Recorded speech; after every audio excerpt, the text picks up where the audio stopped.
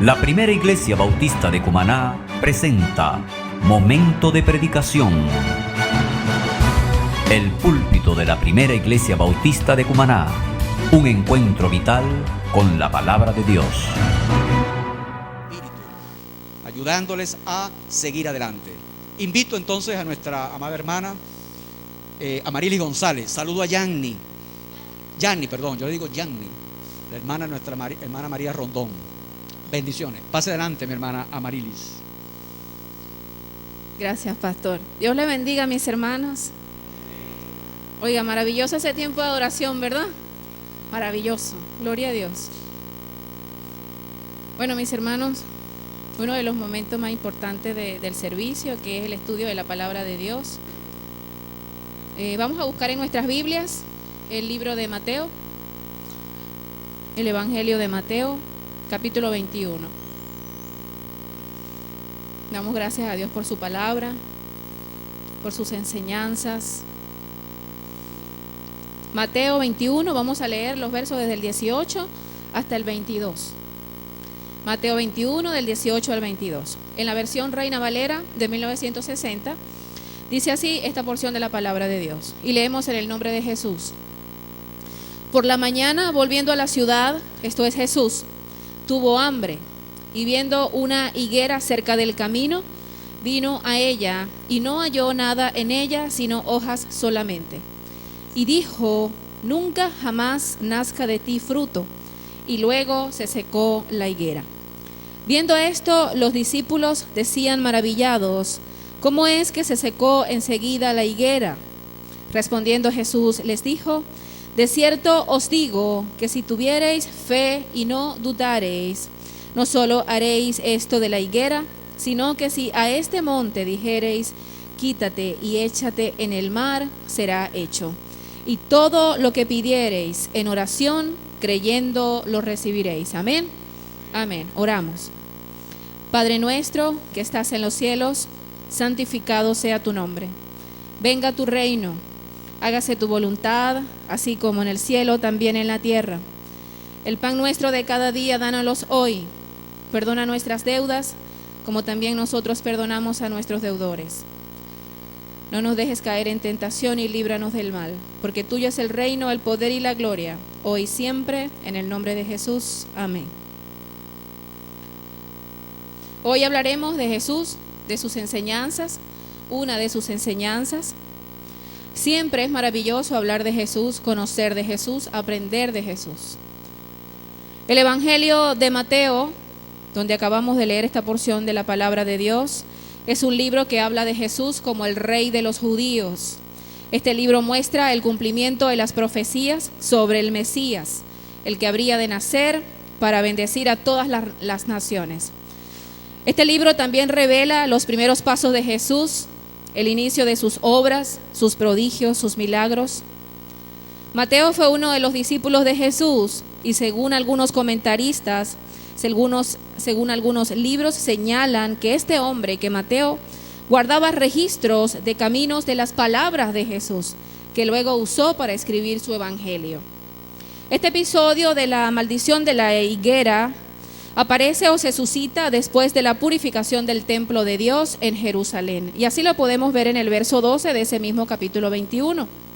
Allí conseguimos que Jesús pues llega al templo de Dios y consigue ahí a personas haciendo negocios, vendiendo, comprando, quizá en un completo alboroto, cambiando monedas.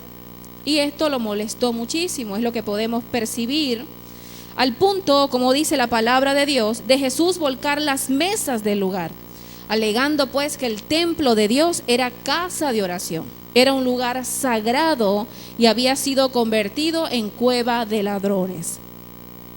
Posterior a este evento, cuando seguimos leyendo, vemos pues que, asumiendo también que ya todo aquello había pasado y que ya la gente se había retirado, los cambistas, dice la palabra de Dios que vinieron a Jesús ahí en el templo, ciegos y cojos, y Jesús les sanó.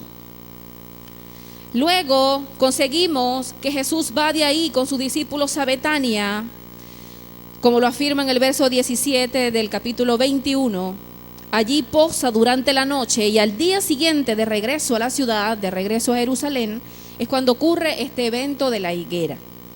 Dice, por la mañana volviendo a la ciudad, es decir, a Jerusalén, tuvo hambre Jesús. Y viendo una higuera cerca del camino, vino a ella y no halló nada en ella, sino hojas solamente. Y le dijo, nunca jamás nazca de ti fruto. Y luego se secó la higuera. Esta porción de la palabra de Dios, recuerdo que la leí el viernes 7 de enero como parte de mi devocional. Me tocaba ese día leer todo el capítulo 21 de Mateo. Y recuerdo que cuando llegué a esta porción de la palabra de Dios, inmediatamente sentí curiosidad y me dije, oye, Jesús, ¿será que Jesús se molestó, tuvo un arranque de ira y secó la higuera porque no tenía frutos? Me lo imaginé. Pero inmediatamente después pensé que de seguro debía haber una razón justificable para ello y me sentí motivada a saber más. El hecho es que cuando el pastor Tomás me dice que prepare algo para este domingo, el mensaje, recordé este pasaje de la higuera y me dispuse a estudiar sobre esto que a mí también me inquietaba. Mis hermanos, Dios es un Dios de propósito, no de casualidades. El Señor necesitaba comunicarme algo a mí y a través de mí a ustedes, para su gloria y su honra.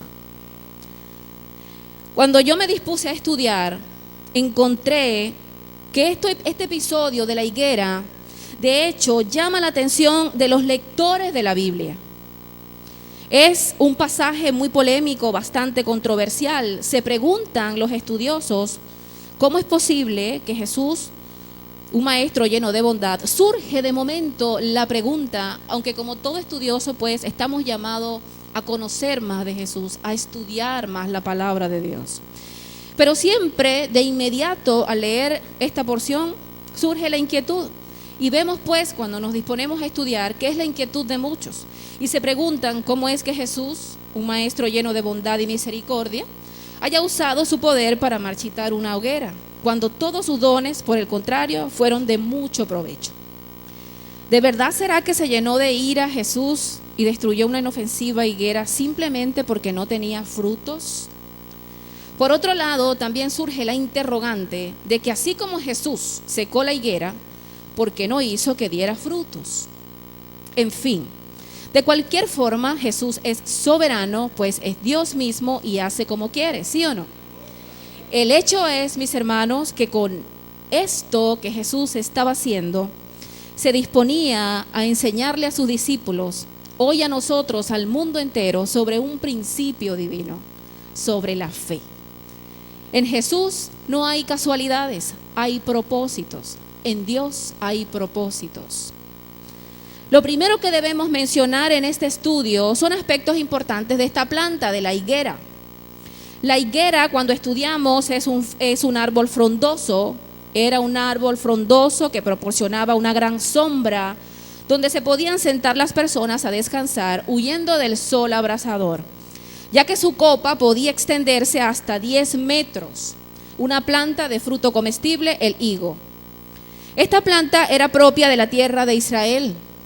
Se conoce que había de ella entre los árboles frutales de la tierra de Canaán. Y así aparece en Deuteronomio 8:7-8. Vamos a buscar ese pasaje. Deuteronomio 8:7-8.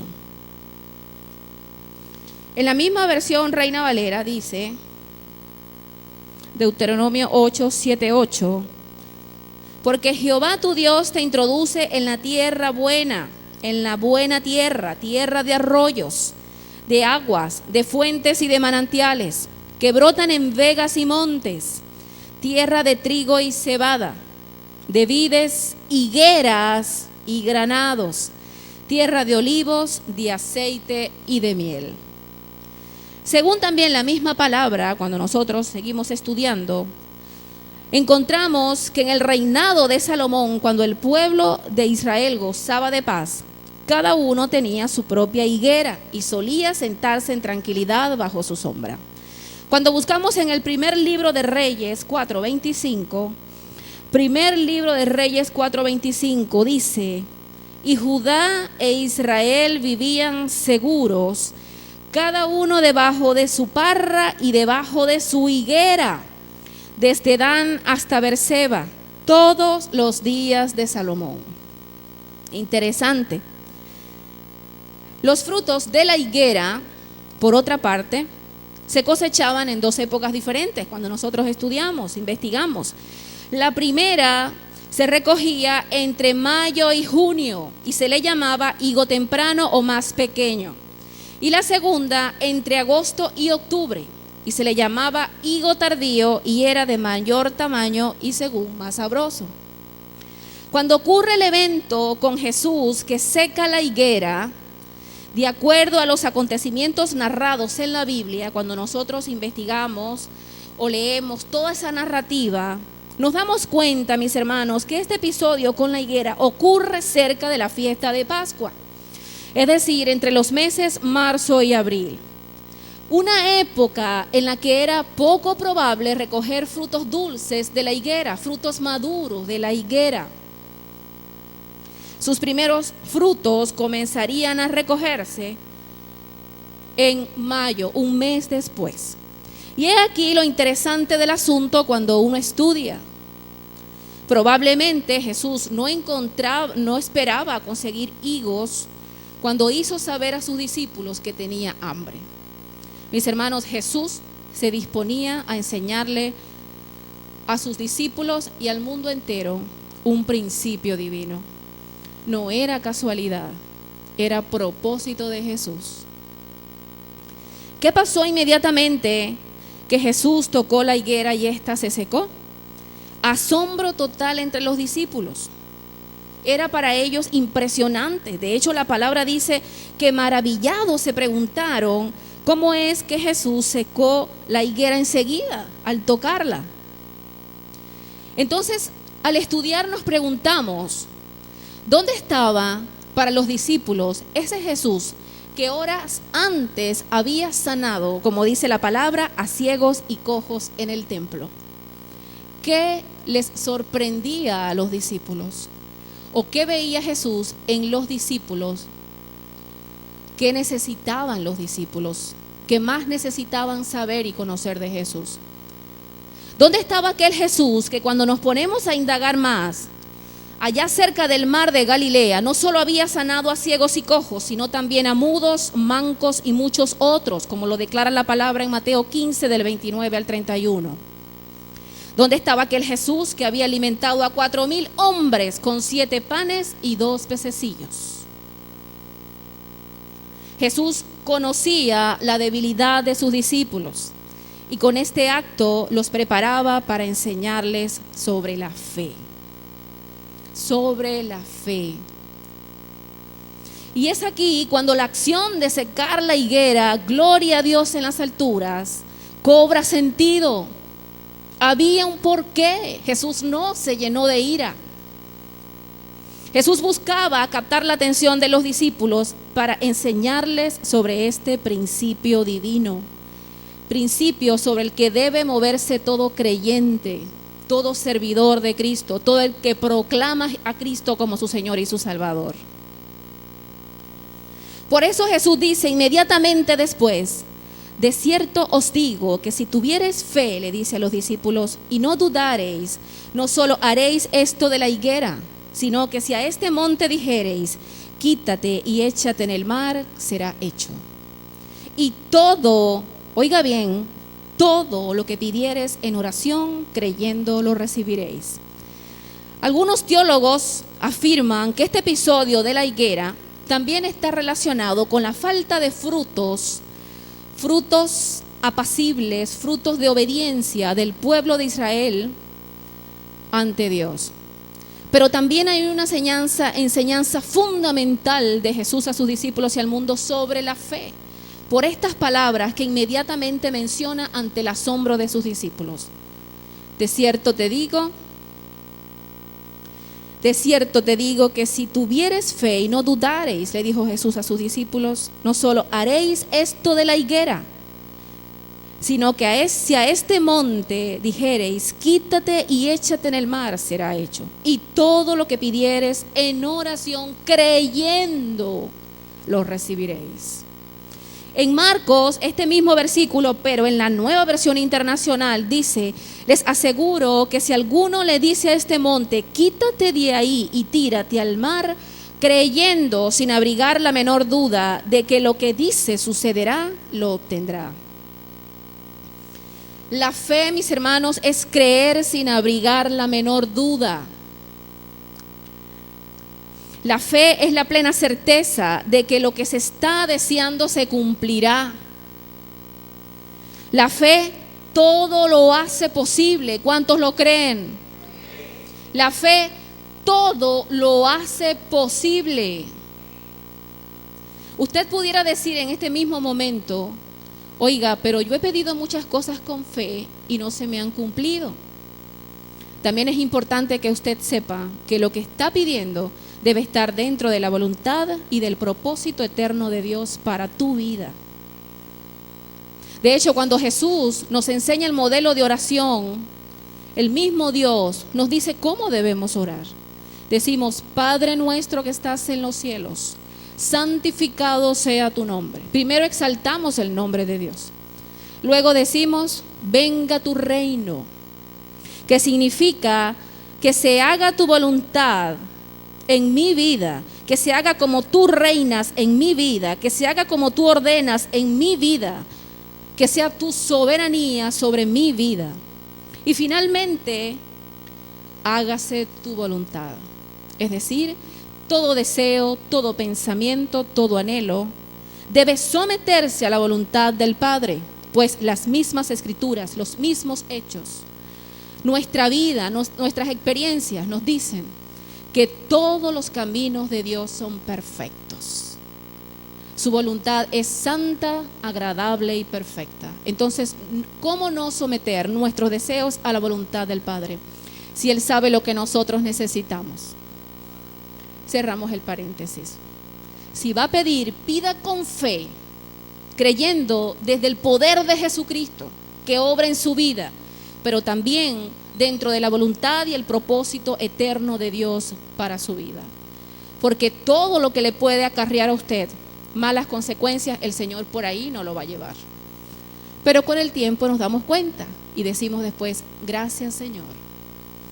Entonces, toda petición debe ir cargada de fe, sin dudar sin tener la menor duda, sin abrigar la menor duda. Y debe estar dentro de los planes perfectos de Dios para nuestras vidas. Vivimos, mis hermanos, en un mundo con una alta celeridad, con noticias alarmantes. Pareciera que ya nada en Venezuela nos sorprende, ¿sí o no?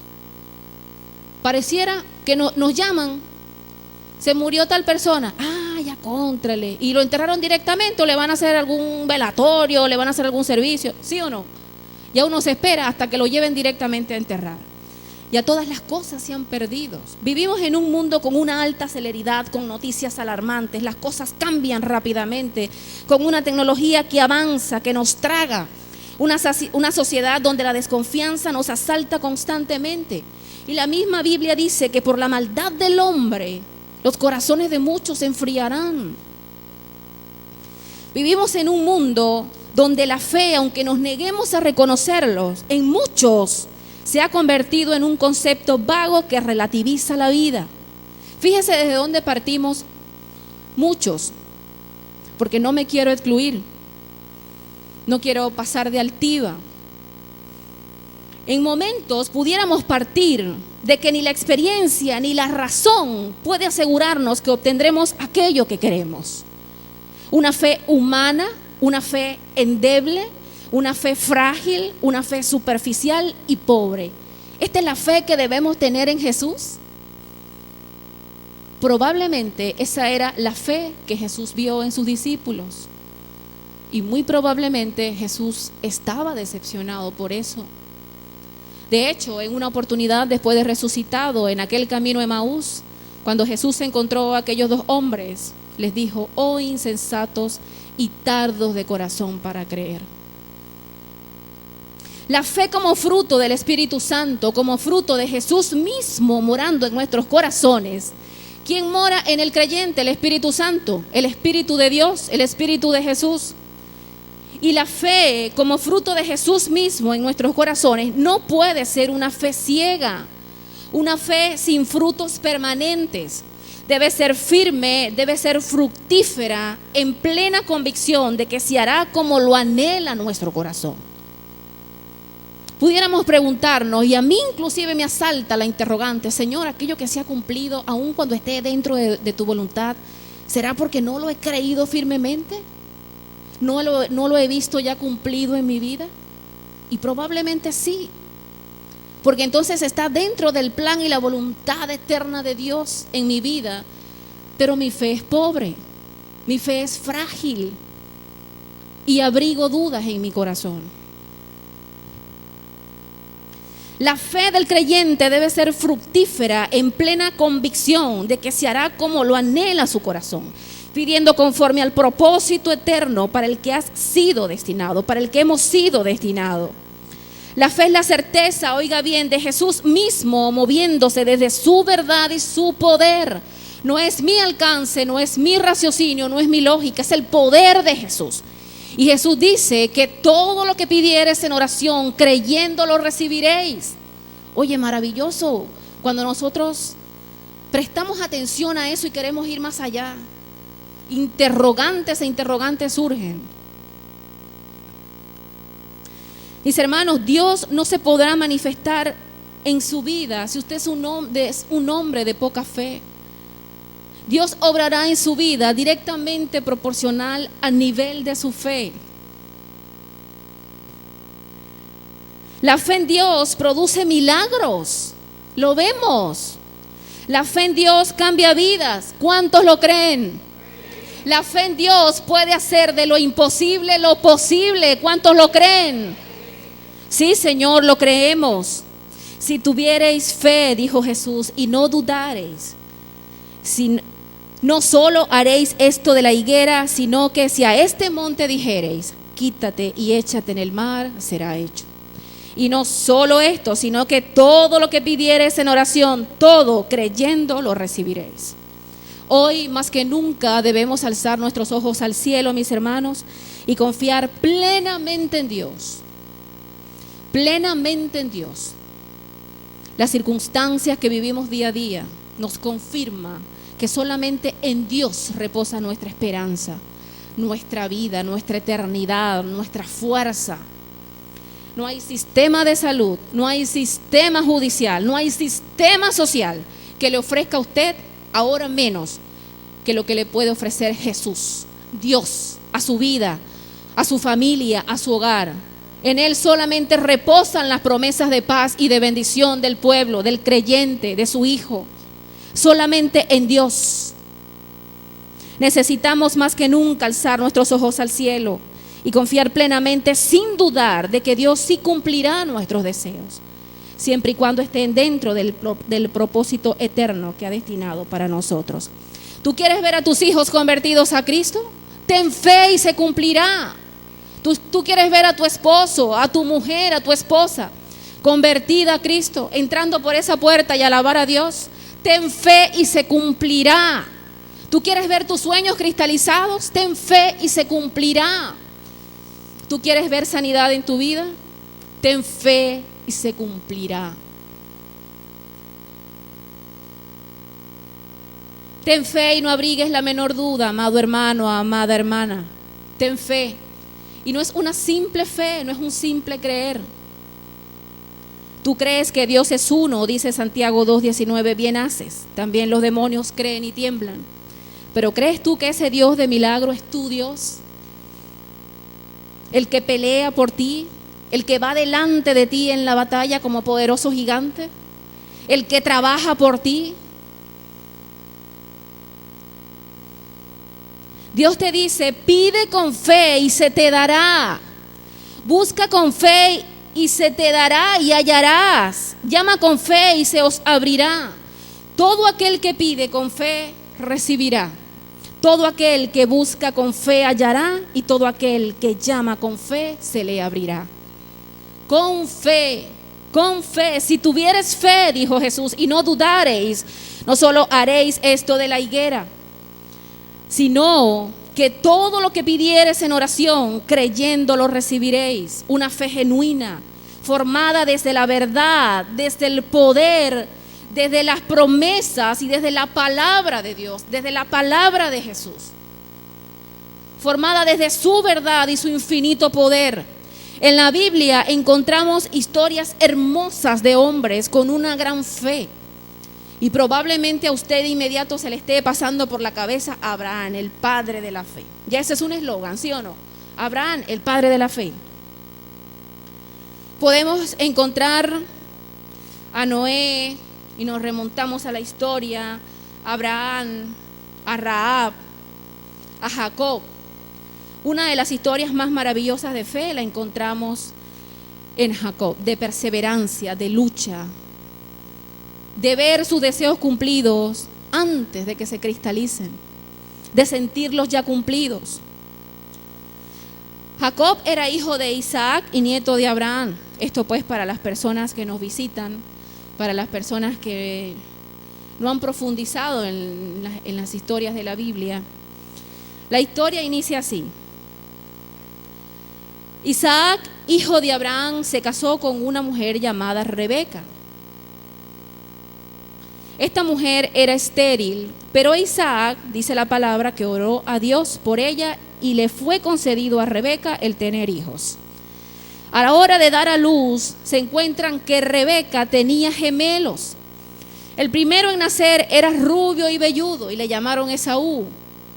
Y el segundo, que venía agarrado del talón de su hermanito, le llamaron Jacob. El nacer agarrado del talón de su hermanito fue un símbolo de lucha y perseverancia que entenderemos en un ratito, un poquito más adelante. Dice la palabra que Isaac amó más al primero, a su primogénito, a Esaú, y Rebeca amó más al segundo, al menor, al último, a Jacob.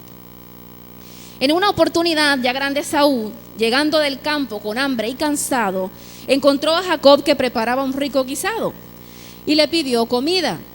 Jacob, en un acto de aprovechamiento, le dijo: véndeme en este día tu progenitura. Y Esaú le respondió algo así como: bueno, ¿por qué no? ¿De qué tanto me puede servir? Igual me voy a morir. Esaú no le daba a su progenitura la importancia que le daba a Jacob. Dice la palabra que Jacob le dijo a Esaú: júramelo en este día. Y Esaú le juró y vendió a Jacob su progenitura y se quedó con su plato de guisado. Más tarde, siendo muy viejo Isaac y sabiendo que iba a morir, llama a su hijo Esaú y le dijo: anda de casa y tráeme para que me hagas un guisado como a mí me gusta. Tráemelo que comeré y te bendeciré antes de mi muerte. Cuando nosotros estudiamos en la historia, vemos que Dios le dijo a Isaac: yo, el Dios de Abraham, tu padre, estoy contigo. Te bendeciré y multiplicaré tu descendencia por amor de Abraham, mi siervo. Esta era la bendición que Isaac quería darle a su hijo Esaú. Era como una transferencia de esa promesa de Dios, esa promesa que Dios le había dado a Isaac. Escuchando a Rebeca lo que Isaac decía a Esaú sobre bendecirlo, se apresuró y le dijo a su hijo querido Jacob: obedece a mi voz en lo que te mando. Ve ahora al ganado y tráeme de allí 2 buenos cabritos y haré de ellos vianda para tu padre como a él le gusta. Y tú la llevarás para que él te bendiga a ti antes de su muerte. Una vez que Isaac bendecía, ya no podía hacerlo nuevamente. Y ella sabía lo que esto representaba. Jacob le respondió: Esaú es velloso y yo lampiño. Quizá me palpe mi padre y me tenga por burlador, y lo que haga sea traer para mí maldición en vez de bendición. Y su mamá le dijo: sea sobre mí tu maldición, solo obedece mi voz. Jacob hizo conforme a su madre le había pedido, e hizo Rebeca un guisado como lo que le gustaba a Isaac. Rebeca tomó los vestidos preciosos de Esaú, se los puso a Jacob, cubrió sus manos con la piel de los cabritos, la parte que quedaba descubierta por si su papá lo palpaba. Y dice la palabra que cuando Jacob llevó el guisado a su padre, éste le preguntó cómo era que había llegado tan rápido. Y Jacob le dijo: porque tu Dios me ayudó. Isaac palpó a Jacob, pues ya casi no veía. Sintió que era velludo, olió sus vestidos y olía a Esaú. Y aunque en un momento dijo: la voz es como la de Jacob, terminó creyendo que era Esaú. Al dar Jacob de comer a su padre, dice la palabra que éste le besó y le bendijo, diciendo así. Esto lo conseguimos en Génesis del 25 en adelante. Le dijo así Isaac a su hijo Jacob: mira el olor de mi hijo, como el olor del campo que Dios ha bendecido. Dios pues te dé del rocío del cielo y de las grosuras de la tierra, y abundancia de trigo y de mosto. Sírvante pueblos y naciones se inclinen ante ti. Sé señor de tus hermanos y se inclinen ante ti los hijos de tu madre. Malditos los que te maldijeren y benditos los que te bendijeren. Y así bendijo Isaac a Jacob.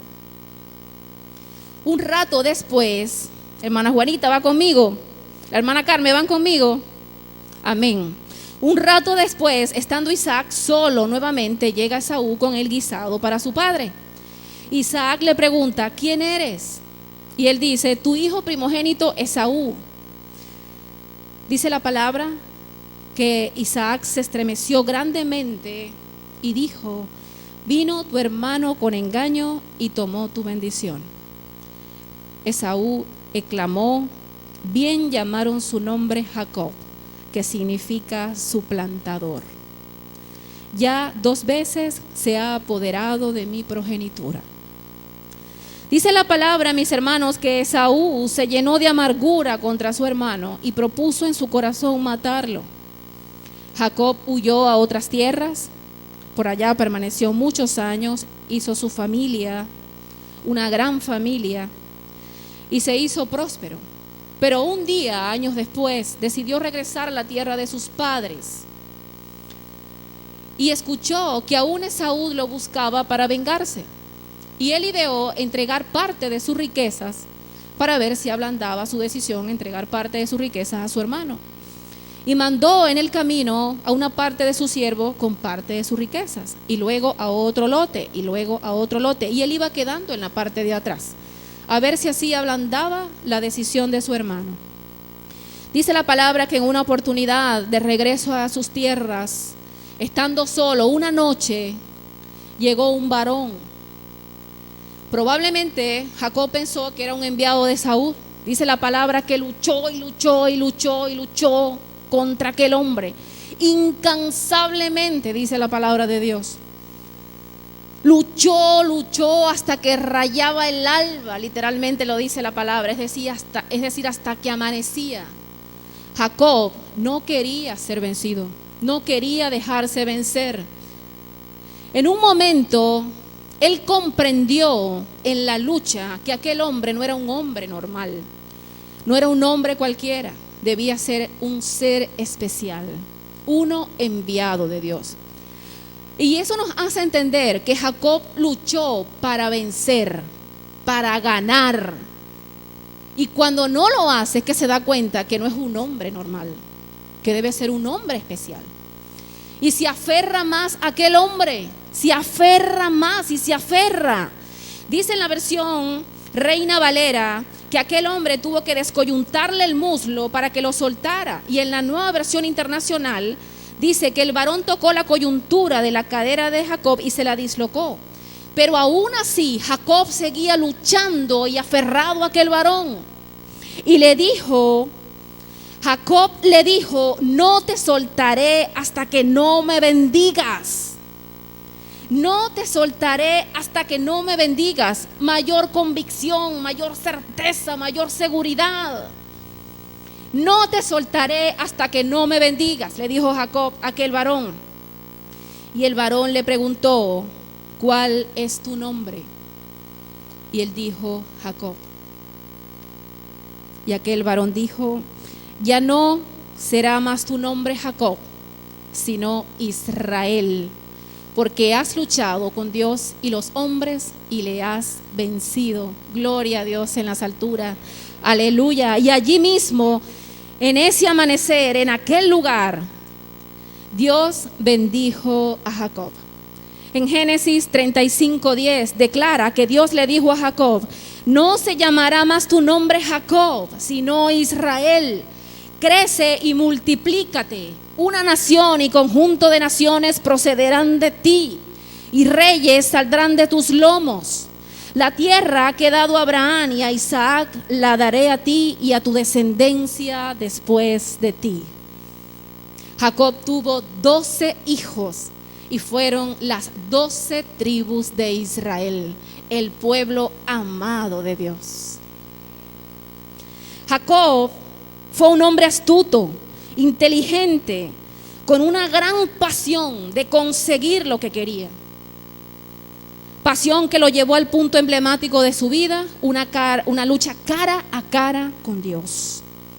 Luchó como un guerrero, pero también reconoció su debilidad al estar consciente de su necesidad de Dios y de sus promesas de bendición. Jacob quedó cojo, pero quedó feliz porque vio cara a cara a Dios. Fue movido por una fe inquebrantable, por una fe transformadora, una fe que lo llevó a ver sus deseos cumplidos. La palabra dice en Hebreos 11:6: es necesario que el que se acerca a Dios crea que le hay y que es galardonador de los que le buscan. A Dios le honra que usted le busque con fe y creyendo que ya es galardonador de los que le buscan, creyendo de que ya es galardonador. ¿Y sabe por qué le honra? Porque ya usted está dando por sentado su poder, su soberanía, su majestad. De cierto os digo, dijo Jesús a sus discípulos para enseñarles sobre la fe. De cierto os digo que si tuviereis fe y no dudareis, no solo haréis esto de la higuera, sino que si a este monte dijereis: quítate y échate en el mar, será hecho. Y todo lo que pidiereis en oración, creyendo, lo recibirá. ¿Cree usted que Dios cumplirá sus deseos, sus anhelos más profundos? ¿Cree usted que ese Dios sí va a cumplir sus promesas dentro del plan que tiene destinado para usted? Un Dios que le sostiene, un Dios que le provee, un Dios que lucha por usted, que trabaja por usted. Dios no es hombre para mentir, ni hijo de hombre para arrepentirse. Él dice y hace. Y Jesús nos dice en este día que todo lo que pidamos en oración, creyendo, lo recibiréis. Si crees esto, ponte de pie. Vamos a orar al Señor. Vamos a orar al Señor. Cerremos nuestros ojos. Oramos a ti, Padre. Señor, nos encontramos delante de ti, reconociendo, Señor, que somos débiles, Padre. Reconociendo, Señor, que hemos flaqueado en nuestra fe, en nuestra confianza en ti, Señor. Perdónanos, Padre. Perdónanos, Señor. Señor, tú eres nuestra fortaleza, lo reconocemos. Tú eres nuestra esperanza, nuestro refugio, nuestro auxilio. No permitas, Dios, que quedemos confundidos ante la adversidad. Danos valor, danos lucidez y danos conocimiento en el Espíritu Santo. Que en ti repose, Señor, nuestra confianza y nuestra esperanza. Aumenta, Dios, nuestra fe como aquellos hombres que vieron tu poder y el poder de Jesucristo al obrar milagros. Hoy queremos, como Jacob, apropiarnos de tus promesas de bendición. Ayúdanos a seguir adelante, a reposar en tu bondad, en tu amor, en tu pureza y en tu infinito poder. Que tu palabra de verdad nos abrigue hoy y siempre y partamos de allí para ver cristalizados nuestros sueños y nuestros anhelos más profundos, Señor. Comprendiendo, Padre, que tu voluntad es santa, perfecta y agradable y que es tu reino el que debe cumplirse en nuestras vidas. Tu soberanía, Señor, tu majestad, tu majestuosidad. Señor, que tu Espíritu Santo nos mantenga levantados en la esperanza y que podamos ver, Señor, a Jesús obrando milagros maravillosos en nuestras vidas, en nuestras familias, en nuestro hogar, en esta primera iglesia bautista de Cumaná, Señor. Te lo pedimos, Padre, en el nombre de Jesús y te damos gracias. Amén. Amado hermano, si usted no ha abierto su corazón, gloria a Dios en las alturas. Recibe, Jesús, toda la adoración. Si alguno de ustedes no ha abierto su corazón a Jesús y quiere en esta mañana, en esta hora, abrir su corazón y dejar que Jesús sea su Salvador, repita conmigo: Señor Jesús, gracias porque me amas. Entiendo que te necesito. Perdona mis pecados. Hazme la persona que tú deseas, Señor.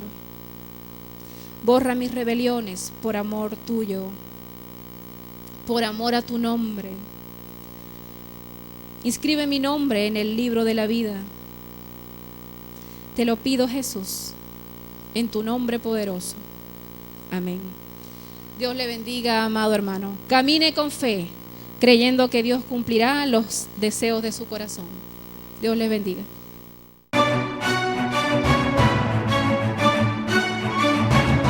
La primera iglesia bautista de Cumaná presentó Momento de Predicación, un encuentro vital con la palabra de Dios.